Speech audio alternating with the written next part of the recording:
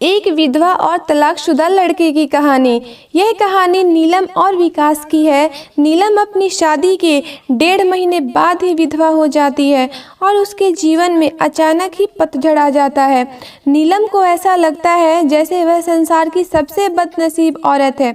उसकी आंखों के आगे उसका अंधेरे जैसा भविष्य हमेशा घूमता रहता था।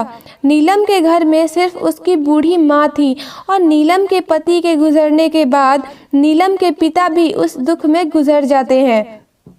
एक बड़ा भाई था, लेकिन वो तो सबसे मुंह मोड़कर अपनी पत्नी को लेकर कहीं और रहने चला जाता है। इसीलिए अब नीलम को लगता था कि जिंदगी में कभी भी खुशी उसके दरवाजे पर दस्तक नहीं देगी। इधर विकास की बात करते हैं। विकास की शादी 2 साल तक तो अच्छी चल रही थी, लेकिन फिर उसकी पत्नी का किसी और के साथ चक्कर चलने लगा और वो उस दूसरे आदमी के साथ खुलेआम अय्याशी करने लगी। फिर कुछ ही दिनों में उसने विकास को तलाक देकर दूसरे आदमी से शादी कर ली। विकास अपनी पत्नी से बहुत प्यार करता था, लेकिन तलाक होने के बाद वह अपनी पत्नी के बिना बिल्कुल ही अकेला सा हो गया और अपनी सुनसान वीरान जिंदगी अकेला ही काटने लगा। वह नहीं जानता था कि अब उसका भविष्य कैसा होगा, कभी वह फिर किसी से शादी कर पाएगा या नहीं। तभी एक दिन नीलम और विकास दोनों ही किसी की शादी की सालगिरह में जाते हैं। नीलम की एक सहेली विकास को जानती थी और उसी ने ही उन दोनों को मिलवाया। विकास से मिलकर नीलम को अच्छा नहीं लगा, क्योंकि विकास अपनी पत्नी के बारे में नेगेटिव बातें कर रहा था और यह सुनकर नीलम को विकास पर गुस्सा आ रहा था कि वह औरत के बारे में इतना गलत कैसे बोल सकता है। लेकिन बाद में उसकी सहेली मंजू ने बताया कि विकास कितना दुखी लड़का है।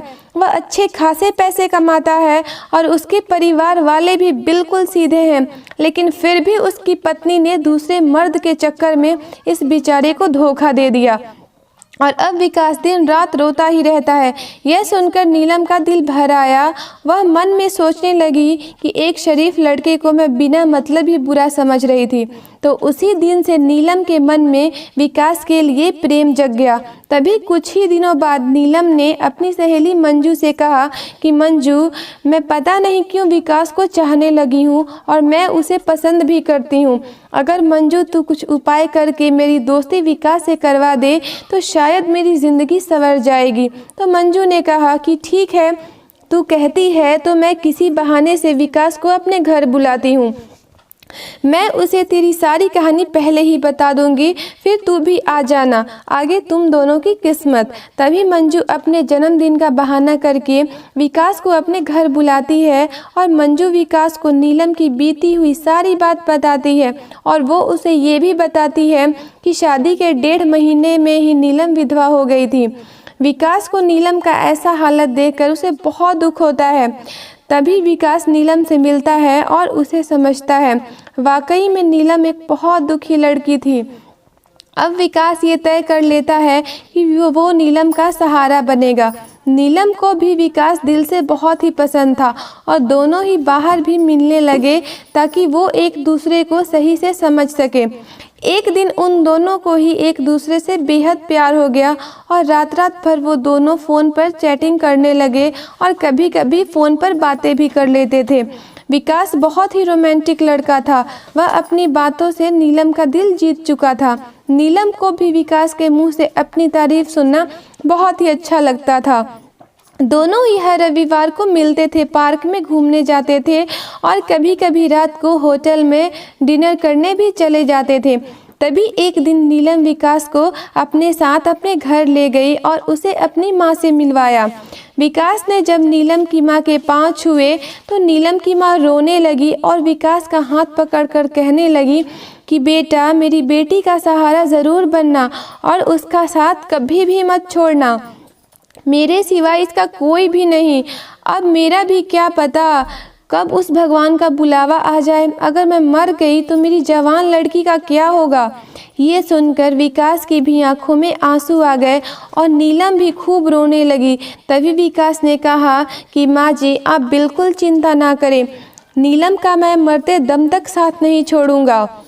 और आपको भी कुछ नहीं होगा और आपकी बेटी का मैं ज़िंदगी भर ख्याल रखूँगा। ये सुनकर नीलम की माँ और नीलम को बहुत ही अच्छा लगा और नीलम विकास का हाथ अपने गालों पर लगाकर रोती रही। तभी एक दिन दोनों ही पार्क में बैठे थे तो नीलम ने कहा कि विकास, तुम अपने घर वालों से मुझे कब मिलवाओगे। विकास ने बात टाल दी और उससे प्यार भरी बातें करने लगा और कहा, नीलम, मैं तुम्हारे बिल्कुल नज़दीक आना चाहता हूँ। बोलो, तुम मुझे अपने करीब कब आने दोगी।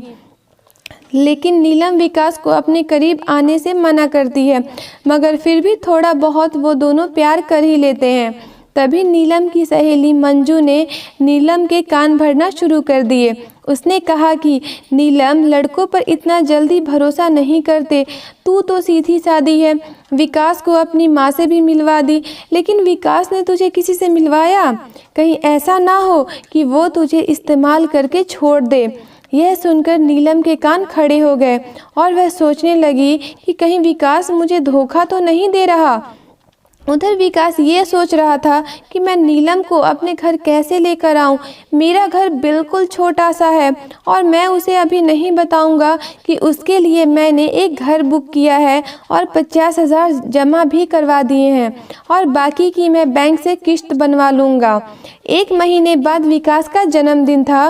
विकास ने सोचा कि मेरे जन्मदिन पर ही नीलम को सरप्राइज़ दूंगा और तभी नीलम और उसकी माँ को भी घर बुला लूँगा। उसी दिन नीलम से शादी की सारी बात करके उसे सगाई की रिंग भी पहना दूंगा, क्योंकि नीलम के परिवार में और कोई नहीं है। इसीलिए सारा कार्यक्रम नीलम और उसकी माँ के सामने ही हो जाएगा। अगले दिन नीलम विकास को फ़ोन करती है और गुस्से में कहती है कि तुम अपने घर वालों से मुझे कब मिलवाओगे। विकास फिर से बात को टालते हुए बात को पलट देता है।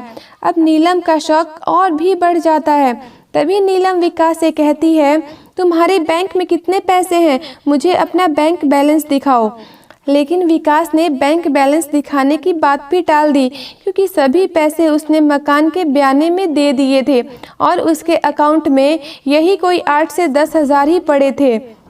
नीलम का शक अब बढ़ता ही जा रहा था और वो ये सोच लेती है कि विकास वाकई में मेरा इस्तेमाल कर रहा है और वो मुझसे शादी भी नहीं करेगा। इसीलिए नीलम विकास का फ़ोन तक उठाना बंद कर देती है। इधर विकास इंगेजमेंट की सारी तैयारी कर चुका था। बातों ही बातों में उसने नीलम की अंगूठी का नाप भी ले लिया था और नीलम को इसका पता भी नहीं चला था। विकास ने नीलम की तरफ से खुद की भी अंगूठी बनवा ली थी ताकि नीलम की माँ का कोई भी खर्चा ना हो सके। विकास ने किसी से थोड़ा कर्जा लेकर नीलम के लिए साड़ी और उसका सारा सामान खरीद लिया था और उसकी माँ के लिए भी एक सुंदर सी साड़ी खरीद ली। अब विकास ने सबको ये कह दिया कि मेरे जन्मदिन वाली रात को मेरी सगाई नीलम से है और उसके घर में भी उसने सबको बता दिया था। सारी तैयारी हो चुकी थी। तभी एक दिन विकास ने नीलम को 3 बार कॉल किया, मगर नीलम ने उसका फ़ोन गुस्से में उठाया और कहा कि क्या बात है, जल्दी कहो। तो विकास ने कहा, कल शाम को 5 बजे तुम और तुम्हारी माँ को मैं लेने आ रहा हूँ। तो नीलम ने कहा कि मुझे कहीं भी नहीं जाना।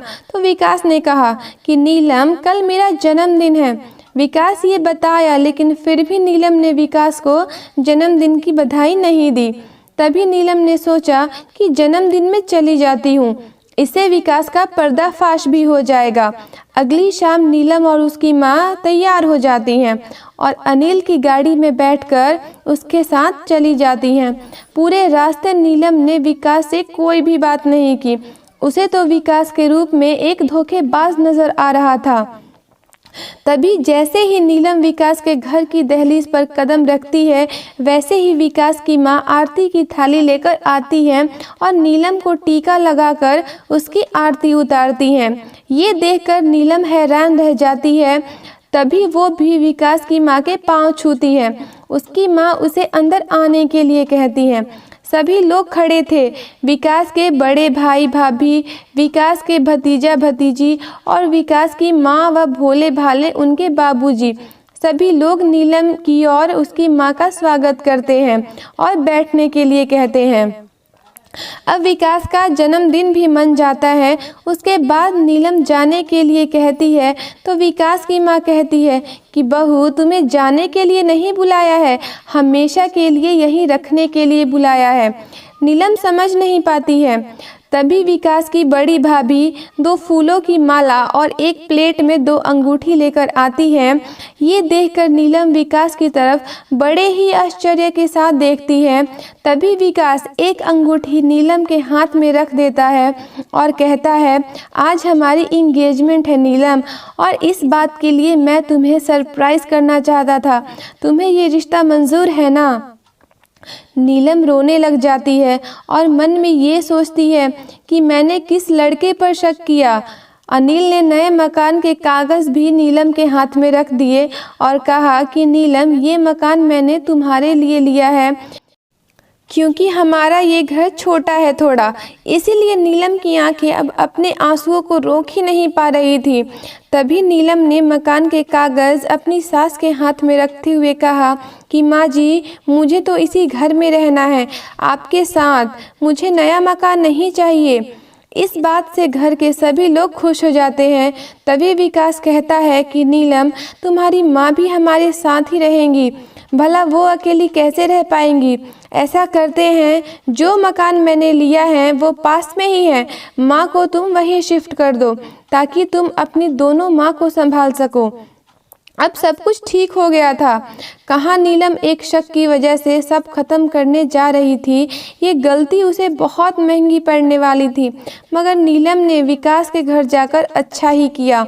इसीलिए दोस्तों, जीवन में कभी भी किसी भी शक की वजह से अपने प्यार को कभी मत छोड़ना।